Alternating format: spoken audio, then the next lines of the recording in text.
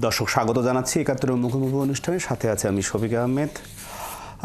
সারা বাংলাদেশের মানুষই জানে এবং সারা বিশ্বেই জানে যে থাইল্যান্ডে বিমস্টেক সম্মেলনে চলছে, মানে আজ শেষ হচ্ছে, এবং সেই বিমস্টেক সম্মেলন শেষে আজ রাতেই অন্তর্বর্তী সরকারের প্রধান উপদেষ্টা ডক্টর মোহাম্মদ ইউনূস তিনি দেশের উদ্দেশ্যে রওনা হবেন। এবং সেই বিমস্টেক সম্মেলনের বিশেষ করে গণহত্যার প্রধান আসামি শেখ হাসিনাকে ফেরত চেয়েছেন প্রধান উপদেষ্টা।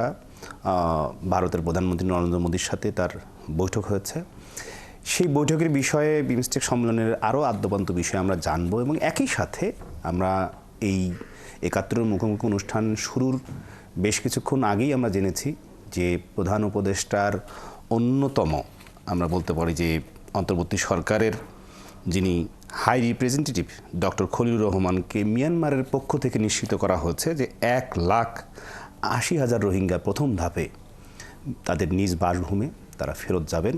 একই সাথে আমরা চলমান রাজনৈতিক পরিস্থিতি, সংস্কার, সংসদ নির্বাচন এবং স্থানীয় নির্বাচন সহ আমরা আরও অনেকগুলো বিষয় আলোচনা করব, কিন্তু সেই আলোচনাগুলোয় অংশ নিতে ৭১ স্টুডিওতে আজ উপস্থিত আছেন প্রধান উপদেষ্টার সিনিয়র সহকারী প্রেস সচিব ফয়েজ আহমেদ। আপনাকে স্বাগত জানাচ্ছি। এবং একই সাথে নতুন রাজনৈতিক দল হলেও তারা মূলত বাংলাদেশে এরই মধ্যে সাধারণ মানুষের মধ্যে তারা ব্যাপক প্রভাব ফেলেছে। সেই জাতীয় নাগরিক পার্টির সিনিয়র যুগ্ম আহ্বায়ক সামান্তা শারমিন, আপনাকে স্বাগত জানাচ্ছি। শুরুতেই আলোচনায় আমরা আসতে চাই ফয়েজ আপনার কাছে, যেহেতু আপনি প্রধান উপদেষ্টার সিনিয়র সহকারী প্রেস সচিব হিসেবে অর্থাৎ সরকারের মুখপাত্র হিসেবে কাজ করছেন অন্তর্বর্তী সরকারের প্রধান উপদেষ্টার।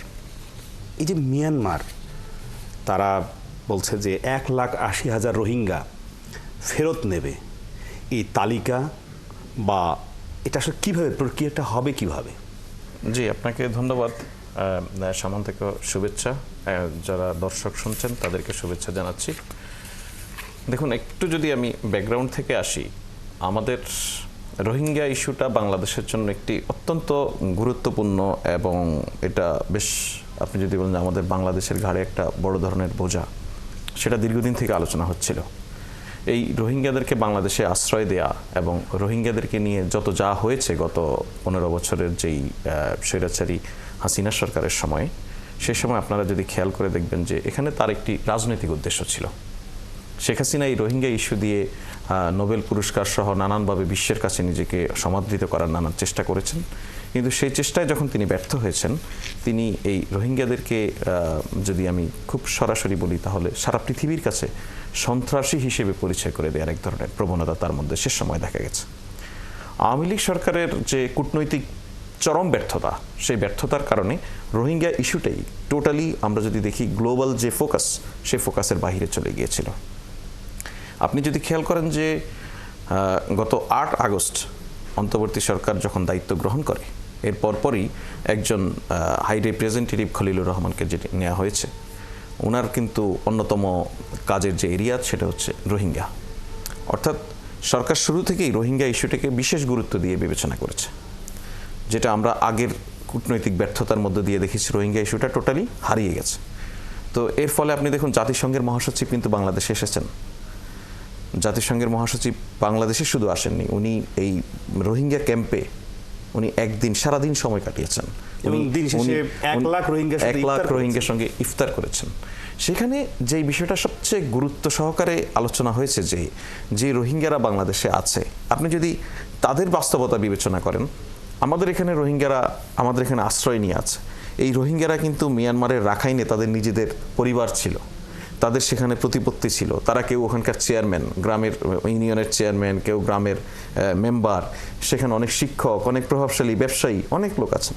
কিন্তু এখানে আসার পরে কি হলো, এখানে আমরা সবাই তাদেরকে এক ধরনের করুণার দৃষ্টিতে দেখতে হলো, সারা দুনিয়া তাদেরকে করুণার দৃষ্টি। তো তারা তো আসলে করুণা নিয়ে বাঁচতে চায় না। সে জায়গায় প্রফেসর ইউনূস রোহিঙ্গাদেরকে যে কথাটি বলেছেন যে আগামী ঈদ যেন রোহিঙ্গা শরণার্থীরা যারা এখানে আশ্রয় নিয়ে আছেন, তারা তাদের নিজ বাড়িতে গিয়ে করতে পারেন, তারা যেন তাদের আত্মীয় স্বজনের কবর জিয়ারত করতে পারেন, সেই লক্ষ্যে সরকার কাজ করবে। যদি তারই ধারাবাহিকতায় বলেন, আজকে প্রধান উপদেষ্টা বিমস্টেকে অবস্থান করছেন, ইতিমধ্যে উনি সেখান থেকে রওনা দিয়েছেন, সম্মেলন শেষ হয়েছে, বাংলাদেশে আসবেন, কিন্তু এর মধ্যেই আমরা একটি বলা যায় একটা সুখবর জানতে পারলাম, সেটা হচ্ছে 1,80,000 রোহিঙ্গা খুব দ্রুতই তাদের দেশে ফেরত নেওয়ার বিষয়ে মিয়ানমার অথরিটি সম্মত হয়েছে। ইভেন আরও 5 লাখ রোহিঙ্গার তথ্য যাচাই বাছাইয়ের বিষয়ে তারা দ্রুত শেষ করার বিষয়ে তারা প্রতিশ্রুতি দিয়েছে। এটা একটা আমরা বলতে পারি রোহিঙ্গা প্রত্যাবাসনের যে দীর্ঘদিনের আলোচনা, সেটার একটা অত্যন্ত ইতিবাচক এবং আশানুরূপ আমরা একটা সাড়া পাচ্ছি। এর মধ্যে দিয়ে যদি বাংলাদেশ থেকে রোহিঙ্গাদেরকে তাদের দেশে পাঠানো যতটা না বাংলাদেশের বোঝা কমা, তার চেয়েও যদি আপনি মানবিক দৃষ্টিভঙ্গি থেকে দেখেন, তাদের নিজ বাড়িতে তাদেরকে অবস্থান করে দেওয়ার সুযোগ করে দেওয়া, এটা একটা সারা দুনিয়ার জন্য একটা বড় দৃষ্টান্ত তৈরি করবে। সুতরাং আশা করা যাচ্ছে এটা একটা ভালো ফল পাবে এবং রোহিঙ্গারাও এক ধরনের নিজেদের মধ্যে আশার সঞ্চার হবে। তাদের সেখানে আপনি জানেন মিয়ানমারের রাখাইনে সহ আরও নানান অঞ্চলে এক ধরনের যুদ্ধাবস্থা চলছে, সেখানে নানান সংকট আছে। এর মধ্যেও এই যে রোহিঙ্গা প্রত্যাবাসন বিষয়ক যে একটা ইতিবাচক আলোচনা, এটা আসলে অনেক দ্রুতই অগ্রগতি হচ্ছে বলে মনে হচ্ছে। এখন দেখা যাক বাকি সময়টা এটা কীভাবে হ্যান্ডেল করা যায়, তাদেরকে কীভাবে। ইন দ্য মিন টাইম কিন্তু মিয়ানমারের সরকার যেই রোহিঙ্গাদের ফেরত নেওয়ার বিষয়ে সম্মত হয়েছে, তাদের কোথায় বাড়ি ছিল, কোথায় ঘর ছিল, তাদের জমি জমা, এই সমস্ত সব বিষয়ে কিন্তু স্ক্রুটিনি সম্পন্ন করেছে, শনাক্তকরণ এটা অলরেডি শনাক্ত হয়ে গেছে। আসবো আপনার কাছে আলোচনায়, যেহেতু আমরা বলবো যে জাতীয় নাগরিক পার্টি তারা তো তাদের ফরেন পলিসি নিশ্চয়ই এরই মধ্যে আছে। বাংলাদেশের যতগুলো সমস্যা আছে, সেটি তিস্তার পানি বলেন বা কিন্তু 2017 সাল থেকে বাংলাদেশের প্রধান সমস্যা হচ্ছে রোহিঙ্গা সমস্যার সমাধান করা। এটি ছিল চ্যালেঞ্জ, এবং সেই চ্যালেঞ্জের আমরা যদি বলি যে 8 মাসের অন্তর্বর্তীকালীন সরকার, সেটি একটি বড় আশার খবর আমরা প্রধান উপদেষ্টা সিনিয়র সহকারী প্রেস সচিবের কাছ থেকে আমরা জানলাম, এবং সেই তথ্য নিশ্চিত করেছেন তারই আমরা বলতে পারি যে high representative doctor Khalilur Rahman. আপনার কাছ থেকে সামান্তা জানতে চাই, যেহেতু আপনি সিনিয়র যুগ্ম আহ্বায়ক, জাতীয় নাগরিক পার্টি শুধু 1,80,000 রোহিঙ্গা তো গেলেই হবে না, আরও অনেক রোহিঙ্গা এখানে রয়েছে, এবং একই সাথে জাতীয় নাগরিক পার্টির ফরেন পলিসি, তাদের বৈদেশিক নীতি তারা কি প্রণয়ন করেছে দেশবাসীর উদ্দেশ্যে, যদি আপনি তার কিছুটা তুলে ধরতে পারেন। প্রথমত আমাদের সম্পূর্ণ ফরেন পলিসি এটা সবসময় মানে এটা খসড়া আকারে থাকবে আর কি, সেটা এখনো একদম জাতির সামনে উন্মুক্ত করার অবস্থায় এখনো পৌঁছায়নি, সেটা কাজ চলমান আছে। আমরা দীর্ঘদিন থেকেই বলছি যে বাংলাদেশে আগ্রাসন, পার্শ্ববর্তী দেশের আগ্রাসন, যদি স্পেসিফিক্যালি বলি ভারতীয় আগ্রাসন, এটা একটা বড় সমস্যা। এবং এই আগ্রাসনটা আমরা শুধুমাত্র বিভিন্ন জনগুরুত্বপূর্ণ সেক্টরে দেখতে পাই ব্যাপারটা তা না, আমরা রাজনৈতিকভাবে এই হস্তক্ষেপগুলো দেখতে পাই। এবং আমাদের অভিজ্ঞতা আছে যে 7ই জানুয়ারি, যেটা 2024-এর যে 7ই জানুয়ারির নির্বাচন, সেখানে পার্শ্ববর্তী মানে এটা একটা বড় দেশের মানে আমেরিকার সরাসরি হস্তক্ষেপ কামনা করে ওই স্যাংশনের উপর নির্ভর করে বাংলাদেশের রাজনৈতিক সমস্যার সমাধান চেয়েছিল অনেকেই। তো এই ধরনের যে হস্তক্ষেপ, এই হস্তক্ষেপগুলো বাংলাদেশের রাজনীতির জন্য সবসময় ভয়াল ছিল, এবং এই হস্তক্ষেপ থেকে, এই আগ্রাসন থেকে আমাদেরকে আসলে বেরোতে হবে। আমাদের ফরেন পলিসি যেই মূল মন্ত্রটা হওয়া উচিত বা সেটাই হবে আশা করছি, সেটা হবে যে আমরা মর্যাদা নিয়ে বাঁচতে চাই। বাংলাদেশের মানুষ বারবার রক্ত দিচ্ছে, বারবার বাংলাদেশকে স্বাধীন করার কথা বলছে এবং বাংলাদেশকে স্বাধীন করার উপক্রম করছে, হচ্ছে কিনা সেটা আমরা পুরো বাংলাদেশের জনগণ মিলে আসলে সংস্কার কার্যক্রম ইত্যাদি কিভাবে করব সেটার উপরে ডিপেন্ড করছে। কিন্তু আমরা যে বারবার বাংলাদেশের মানুষ রক্ত দিচ্ছে, এটার অ্যাসপিরেশনটা এই যে আমরা আসলে মর্যাদার ভিত্তিতে বাঁচতে চাই। এবং আমাদের দেশের ফরেন পলিসি একেবারেই আমরা যেটা যে সবসময় বলা হয় বন্ধুত্বপূর্ণ সম্পর্ক সকলের সাথে, কিন্তু যদি প্রয়োজন হয় তাহলে হচ্ছে আমাদের মর্যাদা রক্ষার জন্য আমরা বাংলাদেশের পক্ষে ভেহিমেন্টলি স্ট্যান্ড নিব, সেই জায়গাটাও থাকতে হবে। শুধুমাত্র বন্ধুত্বপূর্ণ সম্পর্ক কোনো ধরনের ব্যালেন্স অবস্থান নেওয়ার যখন দরকার হবে, সেক্ষেত্রে তখন যাতে পিছপা না হয় বাংলাদেশ, সেই পলিসিতে সেটি আমি আপনার কাছে যে বিষয় আরেকটি বিষয় আসতে চাই, যে একই রকমভাবে নির্বাচন হলে এনসিপি নির্বাচনে অংশ নেবেন, তারা যদি জয়ী হয় ক্ষমতা যাবেন, বা কম সিট পেলে তারা বিরোধী দলে যাবেন, বা শেষ পর্যন্ত নির্বাচনী হিসেব কিতাব কী হবে সেটি তো নির্বাচনের সময় বোঝা যাবে ফলাফল আসার পর। তার আগ পর্যন্ত যে জায়গায় থাক না কেন জাতীয় নাগরিক পার্টি, তারা বাংলাদেশের রাজনীতি, বাংলাদেশের অর্থনীতি, এসব বিষয়ে তাদের ভাবনা চিন্তা, এটি মানুষ জানতে চায়। শুধু তরুণ প্রজন্ম জানতে চায় ব্যাপারটা, কিন্তু তা না। তরুণ প্রবীণ সবাই জানতে চায়, এমনকি যারা পলাতক তারাও জানতে চায় যে এনসিপি কী করছে। আপনার কাছে আমার সরাসরি প্রশ্ন যে জাতীয় নির্বাচন, স্থানীয় নির্বাচন এবং সিটি কর্পোরেশন, পৌরসভা এমনকি ইউনিয়ন পরিষদ পর্যন্ত প্রশাসক নিয়োগের জন্য জোর দাবি জাতীয় নাগরিক পার্টির, একই সাথে জাতীয় নির্বাচনের আগে গণপরিষদ নির্বাচন, এরকম নানান বিষয় আপনারা তুলছেন, এসবের যুক্তি কী? আচ্ছা, প্রথমত আমরা স্থানীয় নির্বাচনের কথা বা স্থানীয় প্রশাসক নিয়োগ দিয়ে আপাতত এটা বলেছি যে এটা সমাধান করা উচিত। কারণ কি, এটা স্থানীয় পর্যায়ে আমরা আসলে ঢাকা কেন্দ্রিক যারা বসবাস করি, আমাদের আসলে রাজনৈতিক দৈনন্দিন পরিস্থিতি আর একটা প্রান্তিক এলাকার একটা জনগোষ্ঠীর একটা মানুষের দৈনন্দিন পরিস্থিতি এটা একত্রে মিলালে হবে না। Dhaka is the capital for some reasons, এবং সেই রিজনগুলো আসলে বিভিন্ন তৃণমূলে আসলে এটা বাস্তবতা নেই। তাহলে একটা মানুষের এখন ধরেন আমার পাসপোর্ট করতে হবে, আমার পাসপোর্টের জন্য আমার বার্থ সার্টিফিকেট লাগবে, আমার এনআইডি লাগবে, এই কাজগুলো তো এখন কে করতেছে? একদম আমি ছোট প্রবলেম থেকে বলতেছি যে প্রত্যেকটা মানুষের এই ধরনের সমস্যা স্থগিত হয়ে আছে, শুধুমাত্র ওখানে কেউ নাই এটা সাইন করার মতো বা এটার দায়িত্বটা নেওয়ার মতো। এখন আমরা তো আসলে সকল ধরনের এই প্রশাসক বলেন এই সমস্ত কিছু তো আমরা দায়িত্ব হিসেবে দেখি। এখানে যেমন ক্ষমতা হিসেবে দেখা হয়, এটা বাংলাদেশের একটা রাজনৈতিক সংস্কৃতির অংশ, আমরা তো দেখি দায়িত্ব হিসেবে। তাহলে এই দায়িত্বটা পালন করার মতো কেউ নাই। এখন আমরা এইটাও বলছি একদিকে এইটা সলভ হবে, বাংলাদেশে এখন যে শূন্যতাটা আছে এই প্রশাসনিক কার্যক্রম চালানোর জন্য, সেই শূন্যতাটা এটা একটা ফুলফিল করা দরকার। দ্বিতীয়ত আমরা বলেছি যে এই যে স্থানীয় নির্বাচনের কথা যেটা এসেছে, সেটার মাধ্যমে আমরা এক ধরনের প্র্যাকটিক্যাল ফিল্ড টেস্টের কথা বলছি, যাতে করে আমরা যে সংসদ নির্বাচনের কথা তো বিএনপি বলছে, আমরা বলছি গণপরিষদ নির্বাচনের কথা, কিন্তু নির্বাচনের ফিল্ডটা রেডি আছে কিনা আমাদের পার্সপেক্টিভে আমরা পার্টিগত জায়গা থেকে বলছি, এবং শুধুমাত্র পার্টি না, আমরা অসংখ্য মানুষের সাথে কথা বলে দেখেছি এবং তারা ওপেনলি বলছেন যে এইটা বাংলাদেশের এখন যে পরিস্থিতি সেটা বেসিক্যালি 5 আগস্টের পরে বেসিক্যালি ফিল্ডে কোনো পরিস্থিতি পরিবর্তন ঘটেনি। আমাদের আইন শৃঙ্খলা বাহিনীর উপরে আমাদের এখনো সেই ভরসাটা জন্মায়নি, এবং আমরা এখনো দেখছি যে বিভিন্ন সময় জোরপূর্বক গ্রেফতার, এই জিনিসগুলো আমরা এখনো দেখছি। তো আমরা আসলে পুরো ভরসাটা যেহেতু পাইনি, আমরা সেই জায়গাটা চাই। আর গণপরিষদ নির্বাচন এটি কিসের জন্য? যদিও আপনি যেটা প্রশ্ন করার সময় যেটা আলাদা করেছিলেন যে জাতীয় সংসদ এবং গণপরিষদ নির্বাচন, কিন্তু আমরা কিন্তু গণপরিষদের মধ্যে এখানে 2 in 1 একটা সিচুয়েশন আছে। মানে গণপরিষদ নির্বাচনটা এমনভাবে, ওই আইনসভাটা এমনভাবেই, মানে এই যে মানুষগুলো সিলেক্টেড হবে, যে মানুষগুলো ইলেক্টেড হয়ে আসবে, তারা এমনভাবেই ইলেক্টেড হবেন, তারাই আইনসভায় রূপান্তরিত হয়ে যাবেন।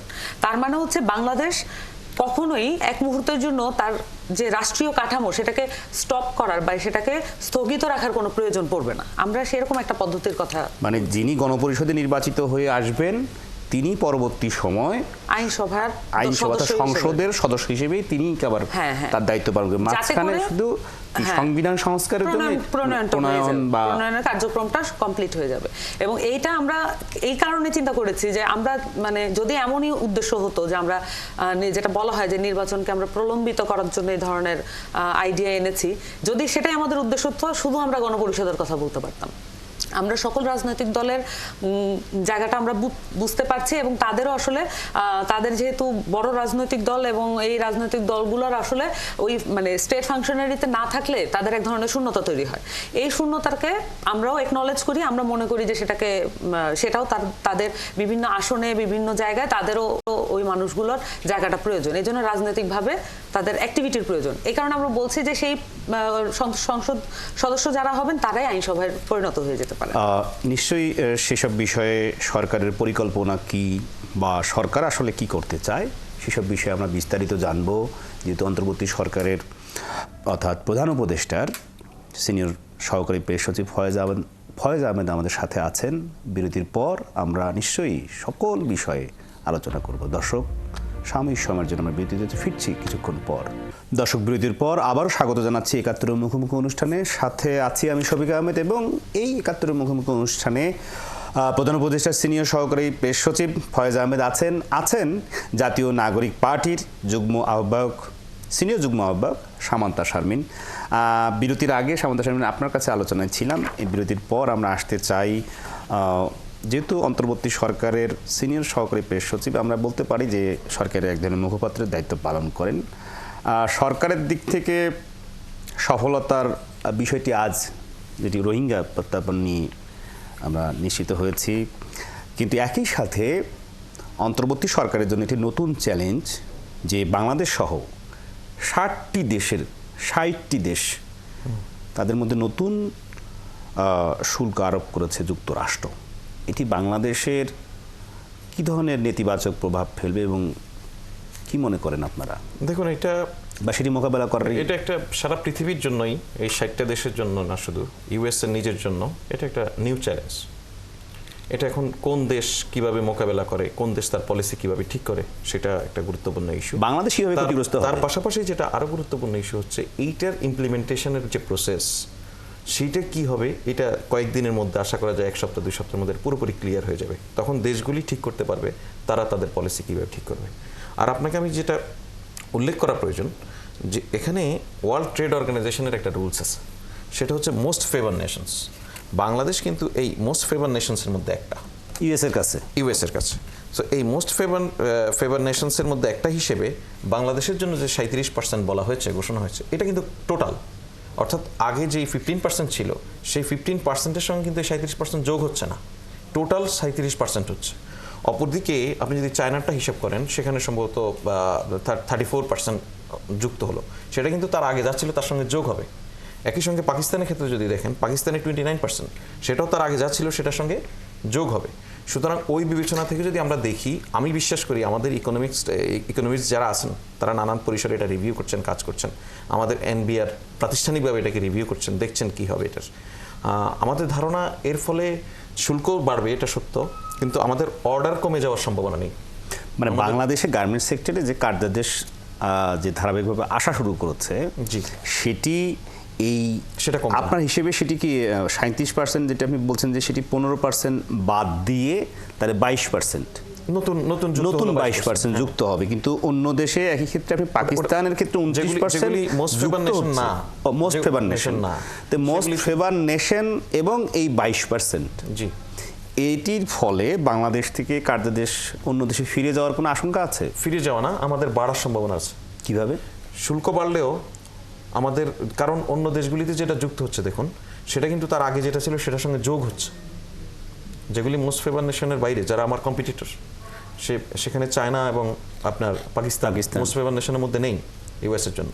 সুতরাং তাদের সঙ্গে এই 34% এবং 29%, এটা তার এক্সিস্টিং যা আছে সেটার সঙ্গে যুক্ত হচ্ছে। আমার ক্ষেত্রে কিন্তু টোটাল হচ্ছে 34। সুতরাং আমরা ওই জায়গায় আমরা একটা ফেভারেবল অবস্থানে থাকবো আশা করা যায়। এটা আরও বিস্তারিত খুব অল্প সময়ের মধ্যে সরকারিভাবে হয়তো পাওয়া যাবে, বা আমাদের যারা বিশ্লেষক আছেন এগুলি নিয়ে কাজ করেন তারাও বিশ্লেষণ করছেন। আমার সম্ভবত আমরা এখানে আশঙ্কার কিছু নেই। তবে ওভারঅল একটা নিউ চ্যালেঞ্জ, যেটা বলছি সারা পৃথিবীর জন্য নিউ চ্যালেঞ্জ, শুল্ক বাড়লো, সেই চ্যালেঞ্জটা তো আছেই, সেটাকে কীভাবে মোকাবেলা করা যায়। এবং আপনি যদি আরেকটা জিনিস খেয়াল করেন, যে সেখানে আপনার ইউএসের কি প্রোডাক্ট আমরা ইউজ করছি, র মেটেরিয়ালস, সেটা খুব গুরুত্বপূর্ণ হয়ে আসবে। বাংলাদেশ কিন্তু ইউএসের তুলা ব্যবহার করে তৈরি পোশাকের ক্ষেত্রে, সেক্ষেত্রে আমরা এই জায়গাগুলিতে আরও আলাপ আলোচনা করার আমাদের কিন্তু সুযোগ আছে। এবং প্রফেসর ইউনুস যেটা বলেছেন যে সেটা নিয়ে সরকার ইতিমধ্যে কাজ শুরু করেছে, কাজ করছে। আশা করা যায় যে আলাপ আলোচনার মধ্য দিয়ে এটা একটা ভালো অবস্থায় নিয়ে আসা এবং ইতিবাচক জায়গায় নিয়ে আসা সম্ভব হবে। আসবো আপনার কাছে আলোচনায়। সরকারের আরও অনেকগুলো বিষয় রয়েছে, যেসব বিষয়ে আপনার কাছ থেকে আসলে পরিষ্কারভাবে আমরা ধারণা পেতে চাই। দর্শকদের জন্য সেটি যেমন এক ধরনের পরিষ্কার বার্তা সরকারের দিক থেকে আশা করে তারা। কিন্তু যেটি ছিল যে জাতীয় নাগরিক পার্টির সিনিয়র যুগ্ম আহ্বায়ক সামান্তা শারমিন, আপনার কাছে আলোচনায় ছিলাম আমরা যে পৌরসভা সিটি কর্পোরেশন নির্বাচনে আপনারা প্রশাসক চান, এবং কিন্তু একটা জায়গায় আমরা আসতে চাই, যেটি এখন যে পূর্ণাঙ্গ রাজনৈতিক দল হিসেবে জাতীয় নাগরিক পার্টি, তাদের আমরা বলছি বিভিন্ন জায়গায় গণসংযোগ দেখছি আপনাদের বিভিন্ন সম্ভাব্য প্রার্থী যারা এই ঈদেও তারা করেছেন, বিতর্কও হয়েছে 2-1টি জায়গায়। কিন্তু আমরা তার বাইরে যে নির্বাচন করার জন্য যে ধরনের মানে দাপ্তরিক কাজ, নির্বাচন কমিশন থেকে নিবন্ধন পাওয়া, প্রতীক পাওয়া, বরাদ্দ পাওয়া, এসব বিষয়ে আসলে কত দূর আপনাদের কার্যক্রম? না, আমরা তো রোজার একটা মাস পার করলাম, এবং এই মাসের মধ্য দিয়ে মানে এই ইফতার মাহফিলের যে রাজনৈতিক গুরুত্ব আছে সেটাকে সাথে নিয়ে আমরা আমাদের কার্যক্রম পরিচালনা করেছি। কিন্তু আপনি যেটা বলেছেন যে কিছু বিষয় আছে যে নিবন্ধন কেন্দ্রিক, এবং কিছু বিষয় আছে যে না করলে আসলে যে কোনো রকমের ইলেকশন হোক না কেন সেটা পার্টিসিপেট করা সম্ভব হয় না। এখানে বলে রাখা ভালো, নির্বাচন কমিশনের যেই জায়গাগুলো আমরা দেখেছি যে নির্বাচন কমিশনের সংস্কার যে প্রপোজাল সেইটা মেনে হচ্ছে না, এবং এখানে গ্যাপ তৈরি হয়েছে, বড় রকমের গ্যাপ, এবং যৌক্তিকতার অভাব আছে নির্বাচন কমিশন যেভাবে আসলে কাজ করছে। এবং সেটাকে মাথায় নিয়ে আমি বলছি যে আমাদের পার্টির নিবন্ধন থেকে শুরু করে নিবন্ধনের জন্য যে বিষয়গুলো তৈরি করতে হবে এবং যে কাজগুলো করতে হবে সেটা নিয়ে আমাদের অলরেডি কাজ শুরু হয়েছে, এবং একটি অনানুষ্ঠানিক একটি টিম গঠন করা হয়েছে যেটা খুব শীঘ্রই আনুষ্ঠানিকভাবে রূপান্তরিত হবে, এবং আমাদের পুরো সংগঠন আসলে সেটার পিছনে এফোর্ট দিবে আশা করা যাচ্ছে। এফোর্ট দিবে, কিন্তু আসলে তো বাংলাদেশ পরিচালনার জন্য নির্বাচিত সরকার যেমন, সেই নির্বাচিত সরকারে তো জাতীয় নাগরিক পার্টি অংশগ্রহণ করবে। আপনাকে 300 আসনই প্রার্থী দেওয়ার মতো আপনাদের মানুষ আছে, প্রার্থী আছে যারা কিনা সত্যিকার অর্থে প্রতিদ্বন্দ্বী প্রার্থী হিসেবে নিজেদেরকে 300 আসনে এখানে যদি 500 আসনও হয় তাহলেও আমাদের প্রার্থী আছে। এখন আপনি বলতে পারেন যে প্রার্থী পছন্দ হবে কিনা, প্রার্থী কম্পিটেবল কিনা, সেগুলো আলাপ আসতে পারে অনেকের ব্যাপারে, কিন্তু প্রার্থিতার ব্যাপারে এখানে কোনো সংকট নাই। এবং আমাদের এখানে তো ধরেন আমি আপনাকে বলি কেন সংকটটা নাই। বাংলাদেশে ফ্যাসিবাদ বিরোধী আন্দোলনে বিভিন্ন মাত্রায় এই 15 বছরে অনেক ধরনের মানুষ সংযুক্ত ছিলেন, এবং প্রত্যেকটা তরুণ এখানে কোনো ভয় পাচ্ছেন না। এটা হচ্ছে সবচেয়ে আশাব্যঞ্জক। তাদের খামতি থাকতে পারে, তাদের ভুলভ্রান্তি থাকতে পারে, হয়তো আপনার মানে অনেক বড় বড় বর্ষিয়ান রাজনীতিবিদদের কাছে তাদেরকে ছোট মনে হতে পারে, কিন্তু তাদের যে আশা আকাঙ্ক্ষা, এবং তারা আসলে নির্ভয়, মানে এত বড় বড় প্রার্থীর সামনেও তারা দাঁড়াতে, লড়ে যাবেন, তারা লড়তে প্রস্তুত, এইজন্য আমরা মানে প্রার্থিতার কোনো সংকটে নাই আপাতত। অর্থাৎ প্রার্থী সংকটে পড়বে না জাতীয় নাগরিক পার্টি, কিন্তু জাতীয় নাগরিক পার্টিতে কোনোভাবেই যারা পতিত আওয়ামী লীগ মানে স্বৈরাচারের, তারা তো আত্মগোপনে, তারা নিজেদের পরিচয় বিভিন্নভাবে গোপন করে কিন্তু বিভিন্ন জায়গায় তারা যাওয়া আসা করছে। জাতীয় নাগরিক পার্টিতে তাদের অনুপ্রবেশ ঘটার যথেষ্ট আশঙ্কা অনেকের মধ্যেই আছে। না, এই আশঙ্কায় আমরাও আশঙ্কিত, এবং এই কারণে আমরা বারবার বলেছি যে এখানে বিচার প্রক্রিয়া হচ্ছে সবচেয়ে গুরুত্বপূর্ণ, এবং এই দুয়ারটা আসলে কি মানে আমাদের পুরো রাজনৈতিক মহল এটা নিয়ে সচেতন না, এবং এই পুরো রাজনৈতিক মহলের উপরে আসলে অনেক কিছু নির্ভর করছে এখনো, বিচারের অনেকগুলো ডিসিশন এবং ওই যে তৎপরতা ওইটার অনেক কিছু ডিপেন্ড করছে, এবং এটা আমরা মনে করি যে বিচার নিয়ে তৎপর হলেই এই জায়গাটা সমাধান হবে। কারণ অনুপ্রবেশকারী আমাদের শুধু দলে না, আরো অনেক দলে অনুপ্রবেশ ঘটে গেছে অলরেডি, এটাও আমরা জানি। সেটি বিভিন্ন সামাজিক যোগাযোগ মাধ্যমে আমরা সেটি দেখছি। আসবো আপনার কাছে আলোচনায়।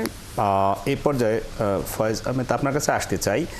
বেশি যেহেতু বিমস্টেক সম্মেলনে তো প্রধান উপদেষ্টার সাথে ভারতের প্রধানমন্ত্রী নরেন্দ্র মোদীর দেখা হয়েছে, সেই আলোচনায় আমরা যতদূর জেনেছি যে শেখ হাসিনাকে বাংলাদেশে ফেরত চেয়েছেন, কিসের জন্য? বিচারের জন্য। এবং জবাবে ভারতের প্রধানমন্ত্রী কি বলেছেন? দেখুন, মানে শেখ হাসিনা জাতিসংঘ স্বীকৃত খুনি। শেখ হাসিনার যেই ভয়াবহতা এটা সারা পৃথিবী অবগত। যেভাবেই হোক, যে কারণেই হোক, শেখ হাসিনা বর্তমানে ভারতে অবস্থান করছেন। সুতরাং ভারতের প্রাইম মিনিস্টারের সঙ্গে যখন আমাদের সরকার প্রধানের বৈঠক হবে, সেখানে আমাদের যে সমস্ত আলোচনা থাকবে, সেখানে অন্যতম কিন্তু ম্যান্ডেট আমাদের এই বিষয়টা আলোচনা করা। কারণ আপনি যদি অফিসিয়ালি দেখেন, অফিসিয়ালি কিন্তু আমরা এখন শেখ হাসিনাকে ফেরত চেয়ে চিঠি পাঠিয়ে রেখেছি। সুতরাং এই বিষয়টা সে কারণে এসেছে, ভারতের সরকারের দিক থেকে আমাদের এই চাওয়াটাকে তারা নোট নিয়েছে। এটা তারা তাদের পররাষ্ট্র মন্ত্রণালয় বা সরকারের সংশ্লিষ্ট দপ্তর তারা এটা বিবেচনা করবে, সেটা তাদের বিষয়। কিন্তু আমাদের দিক থেকে চেয়ে রাখার অন্যতম কারণ হচ্ছে, আপনি জানেন যে আমাদের যে আন্তর্জাতিক অপরাধ ট্রাইব্যুনাল, সেই ট্রাইব্যুনালের গণহত্যার দায়ে শেখ হাসিনা এখন বিচারের মুখোমুখি। সুতরাং বিচারের স্বার্থেই আমরা চাই যে বিচারই হোক সেটা যেন তার উপস্থিতিতে হয় এবং তিনি যেন ন্যায় বিচার পান। শেখ হাসিনার ন্যায় বিচার বিষয়ে সরকার খুবই সচেতন, এবং ব্যক্তির ন্যায় বিচার সবচেয়ে বেশি নিশ্চিত করার সুযোগ থাকে যদি তার উপস্থিতিতে বিচারটা হয়।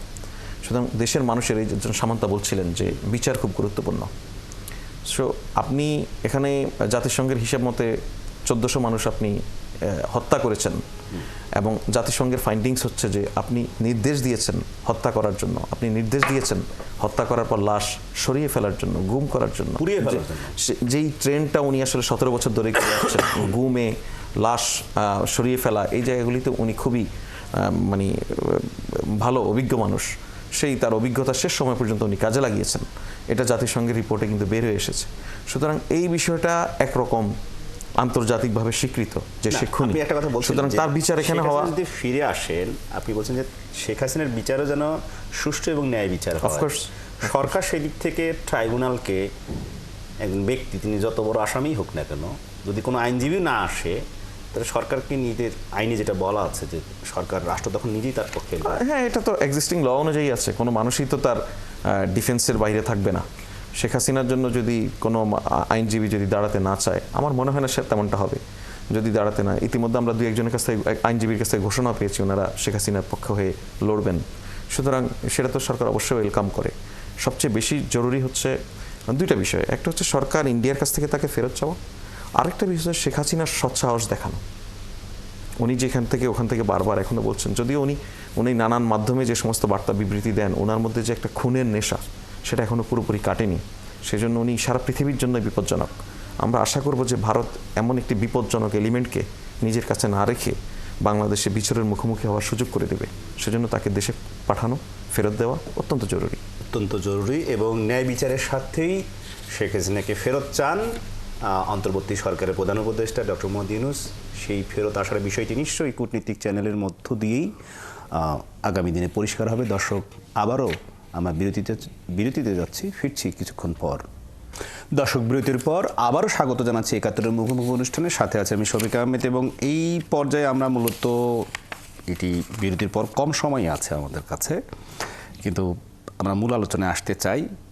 সামান্তা শারমিন, আপনার কাছে, যেহেতু জাতীয় নাগরিক পার্টির আপনি সিনিয়র যুগ্ম আহ্বায়ক, সেই হিসেবে আপনার কাছে জানতে চাই যে সংস্কার কমিশন, যেটির ১১৩টির মধ্যে বেশিরভাগ একমত হলেও অনেকগুলো রাজনৈতিক দল বেশ কিছু সংস্কারের সাথে দ্বিমত পোষণ করছে, বিশেষ করে সংবিধান সংস্কার।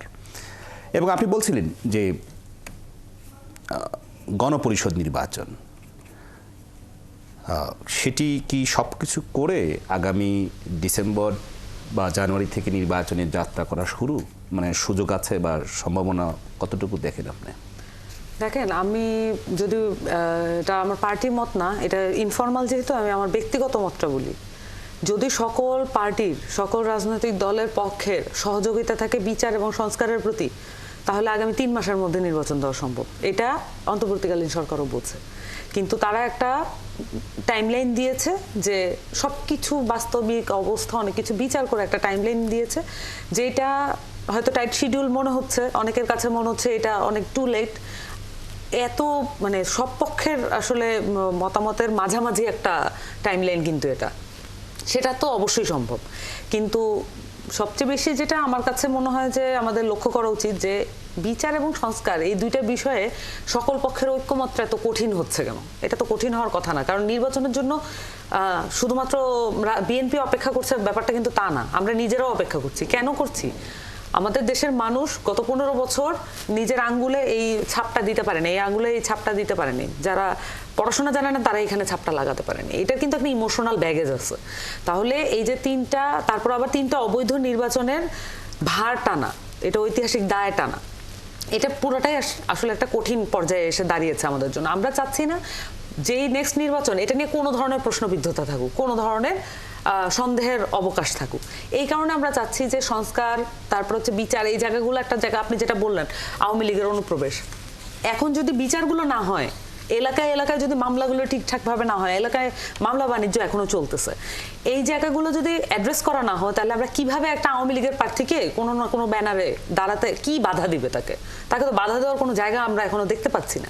তাহলে এলাকায় এলাকায় এই জায়গাগুলোকে নিশ্চিত করার জন্য বিচার, এবং সেই সাথে যাতে নির্বাচনটা সুষ্ঠুভাবে হয়, ওই পরিবেশটা যাতে থাকে, এই পরিবেশটা নিশ্চিত করার জন্য সংস্কার, এই দুইটাই আসলে আমাদের এই মুহূর্তের চাওয়া। নির্বাচন এবং সংস্কার, সেটার জন্য বেশি সময় লাগার কথা না, যদি ঐক্যমত্য, রাজনৈতিক ঐক্যমত্য হয় সংস্কার এবং বিচারের ব্যাপারে।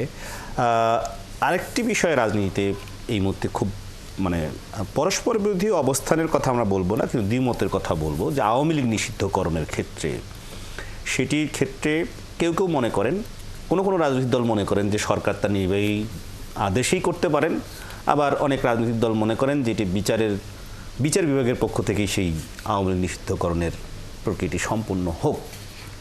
অন্তর্বর্তী সরকারের মনোভাব কি দেখুন, আওয়ামী লীগ নিষিদ্ধের প্রথম কথা বিষয়ে? হচ্ছে আওয়ামী লীগ নিষিদ্ধ করার বিষয়টা একদম কমপ্লিটলি একটা পলিটিক্যাল ডিসিশন। এই সিদ্ধান্তটা আসতে হবে রাজনৈতিক দলগুলির দিক থেকে এক ধরনের ঐক্যমত্যের ভিত্তিতে। সরকার সবচেয়ে বেশি যেটা প্রত্যাশা করে যে বিচারিক প্রক্রিয়ায় হোক, এটা এক ধরনের কার্যক্রম বা মনোভাবের মধ্য দিয়ে আপনারা দেখতে পাচ্ছেন, আমাদের কাছেও তাই মনে হয় যে বিচারিক প্রক্রিয়ায় যদি আওয়ামী লীগকে বিচারের মুখোমুখি দাঁড় করানো যায় সেটা হচ্ছে সবচেয়ে ভালো দিক দল হিসেবে। কারণ দল হিসেবে যে আওয়ামী লীগ এই গণহত্যার জন্য অ্যাকাউন্টেবল সেটা কিন্তু জাতিসংঘের রিপোর্টেই চলে এসেছে। সুতরাং জাতিসংঘের রিপোর্টে যে জিনিসগুলি এসেছে সেগুলি তো বাংলাদেশের মানুষ প্রত্যক্ষ করেছে, জাতিসংঘ প্রতিবেদনে সেটা এক ধরনের প্রাতিষ্ঠানিক রূপ পেয়েছে। তো এখন নির্বাহী আদেশে আওয়ামী লীগকে নিষিদ্ধ করার সুযোগ রয়েছে, কিন্তু সেইটা পলিটিক্যাল পার্টিগুলির এক ধরনের কনসেনসাসের ভিত্তিতে হতে হবে। এই যে পলিটিক্যাল পার্টির কনসেনসাস, অর্থাৎ আপনি বলছেন যে মানে পলিটিক্যাল পার্টিগুলোর মধ্যে এটি ঐক্যমত্য আসতে হবে, যেহেতু এটি এক ধরনের রাজনৈতিক সমর্থিত সরকার, অন্তর্বর্তী সরকার, এবং সেই অন্তর্বর্তী সরকারের প্রধান উপদেষ্টা ঐক্যমত্য কমিশনের চেয়ারম্যান।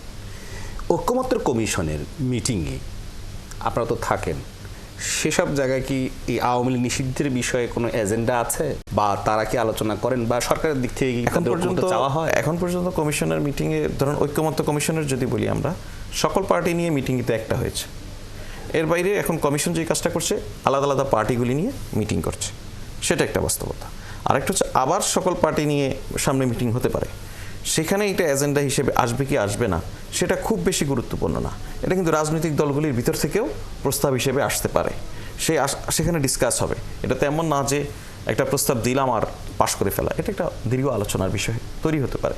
কারণ এইটার মানে নির্বাহী আদেশে রাজনৈতিক দলগুলির মতৈক্যের ভিত্তিতে সেটাকে নিষিদ্ধ করা বা বিচারিক প্রক্রিয়ার মধ্য দিয়ে আওয়ামী লীগকে নিয়ে যাওয়া, সো এই বিষয়গুলি আলোচনা হওয়ার মধ্য দিয়ে সিদ্ধান্ত হওয়া উত্তম। সো আপনার এখন পর্যন্ত যে বৈঠক হয়েছে ঐক্যমত্য কমিশনের, সেখানের কোনোটা দিয়ে আওয়ামী লীগ নিষিদ্ধ করার এজেন্ডা ছিল না। সামনে যে মিটিং হবে সেটা এজেন্ডায় থাকবে কি থাকবে না সেটা এখনও নিশ্চিত নয়, তবে এই বিষয়টা রাজনৈতিক দলগুলি থেকে বা ওই মিটিংগুলিতে আসতেই পারে। যেহেতু রাজনৈতিক দলগুলোর মধ্যে এটা নিয়ে একটা আলোচনা আছে।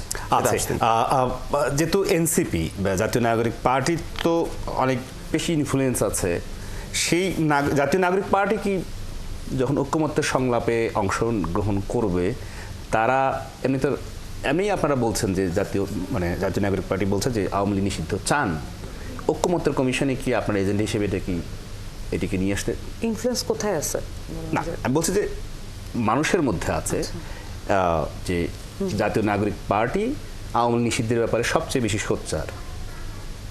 আচ্ছা, এক্ষেত্রে দেখেন আমরা কিন্তু বলেছি আমাদের অবস্থান খুব পরিষ্কার। যদি এটা শুধু রাজনৈতিক দলগুলো একেবারে ঐকমত হয় এবং এটা চার্টারে লেখা হয়, তাহলে এটা হয়ে যেতে পারে, দেয়ার ইজ নো প্রবলেম। না, কিন্তু আমি বলছি যে ঐক্যমত্যের কমিশনে জাতীয় নাগরিক পার্টি এজেন্ডা হিসেবে এটা তুলবে কিনা, তুলতে পারে, এবং এটা নিয়ে এটা তোলার কোনো বাধা নেই, কারণ এটা তুলবেন কিনা, হ্যাঁ, এটা আমাদের আসলে কি এটার ব্যাপারে আমাদের কথা বলতে হবে যে আমাদের সিদ্ধান্ত অনুযায়ী তো আমাদের পার্টি ফাংশন করবে, কিন্তু এটা তুলতে পারে। আবার এটা যদি তোলার ব্যাপারে আমাদের পক্ষ থেকে কোনো বাধা নেই। আর এই ব্যাপারে কোনো সিদ্ধান্ত হয়নি, যেহেতু ঐক্যমত্য কমিশনের নেক্সট মিটিং কবে সেটা আমরা এখনো জানি না, সেটার ব্যাপারে আমরা নিশ্চয়ই বসবো। কিন্তু আমরা বারবার বলেছি যে এটা বিচারের মাধ্যমে এটাকে নিষিদ্ধের দিকে আগাতে হবে।